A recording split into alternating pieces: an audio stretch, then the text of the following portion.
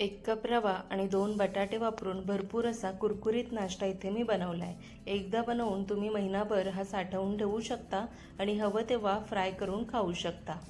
कढईत घालूया 2 चमचे तेल। तेल गरम झालं की त्यात 1 चमचा जिरे, पाव चमचा ओवा, 1 चमचा सफेद तीळ आणि 1 छोटा चमचा चिली फ्लेक्स घालूया। त्यासोबतच बारीक चिरलेली हिरवी मिरची 2 ते 3 घाला आणि लसणाच्या पाकळ्या 15 ते 16 मी इथे घेतलेल्या आहेत, त्या क्रश करून घेतल्यात, त्यासुद्धा घालूया।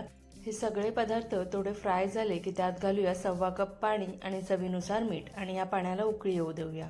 त्यानंतर घालूया पाऊण कप बारीक रवा आणि पाव कप तांदळाचं पीठ। पूर्ण तुम्ही नुसत्या रव्याचा वापर सुद्धा करू शकता। तांदळाच्या पिठामुळे मस्त क्रिस्पी हे नगेट्स तयार होतात। तर आता हे सगळे पदार्थ चांगले मिक्स करून घ्यायचे। लगेच गॅस बंद करून हे मिश्रण थोडं थंड करून घ्यायचं, म्हणजे कोमट करायचं। हाताला चटके सहन होतील इतकं थंड हे मिश्रण झालं की त्यात आपल्याला घालायचे 2 उकडलेले बटाटे आणि बटाटे छान यात मॅश करून घ्यायचं आणि एक मस्त मळून गोळा तयार करून घ्यायचा।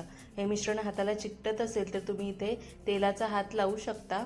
त्यानंतर इथे मी असे छोटे छोटे रोल या मिश्रणाचे करून घेतलेत आणि सुरीच्या मदतीने तुम्हाला हवे तेव्हा मोठ्या आकाराचे हे गोळे कापून घ्यायचे। त्यानंतर नगेट्सचा आकार या गोळ्यांना द्यायचा। व्हिडिओ दाखवल्याप्रमाणे सगळ्या मिश्रणाचे असेच नगेट्स मी इथे तयार करून घेणार आहे। त्यासोबतच आता तुम्हाला जेवढे तळायचे आहेत तेवढे बाजूला करून घ्यायचे आणि उरलेले सगळे हवाबंद डब्यामध्ये घालून फ्रीजरमध्ये ठेवायचे।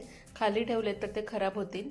त्यानंतर तेल चांगलं कडकडीत गरम करायचं। यासाठी नॉर्मल टेम्परेचरचं तेल नकोय, कडकडीत तेल गरम करून ह्यात हे सगळे नगेट्स सोडायचे आणि मीडियम गॅस करून छान क्रिस्पी होईपर्यंत तळून घ्यायचे।